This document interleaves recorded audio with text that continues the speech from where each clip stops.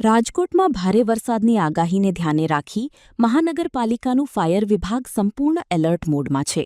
સંભવિત પૂર જેવી સ્થિતિને પહોંચી વળવા માટે મનપા દ્વારા 5 વિશેષ રેસ્ક્યુ ટીમ બનાવવામાં આવી છે, જેમાં દરેક ટીમમાં 12 સભ્યોનો સમાવેશ કરાયો છે. આ ટીમોને ન્યારી અને આજી ડેમ ખાતે બોટ અને આધુનિક રેસ્ક્યુ સાધનો સાથે વિશેષ તાલીમ આપવામાં આવી છે. શહેરમાં હાલ વરસાદી વાતાવરણ વચ્ચે અત્યાર સુધીમાં 15 જેટલા વૃક્ષો ધરાશાયી થવાની ઘટનાઓ સામે આવી છે.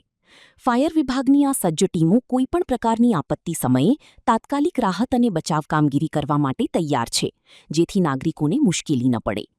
હવે આપણે ચોમાસાની ઋતુને વર્ષા ઋતુનું આગાહીને મુજબ ધ્યાનમાં લઈએ તો દરેક સ્ટેશન પર એક બોટ, એક રેસ્ક્યુ વ્હીકલ તેમજ દરેક સ્ટેશન વાઇઝ એક રેસ્ક્યુની ટીમ અને એવી 3 ટીમો જે શિફ્ટ વાઇઝ કામ કરશે, જે સ્ટેશન પર સ્ટેન્ડ બાય રહેશે તેમજ કોઈપણ અનિચ્છનીય બનાવ બને, કોઈપણ પૂર કે કેઝ્યુલિટીનો બનાવ બને તો ત્યારે તરત કામગીરી કરવા માટે સક્ષમ છે. એક ટીમમાં 10 થી 12 ટોટલ સભ્યો હોય છે, જેમાં 1 અથવા 2 ઓફિસર તેમજ 4 થી 5 લીડિંગ ફાયરમેન અને બીજા ફાયર ઓપરેટરનો સમાવેશ કરવામાં આવે છે. જે રેડ એલર્ટ આપવામાં આવેલું છે એ મુજબ કંટ્રોલ રૂમ અમારું અત્યારે રાઉન્ડ ધ ક્લોક નજર રાખી રહ્યું છે.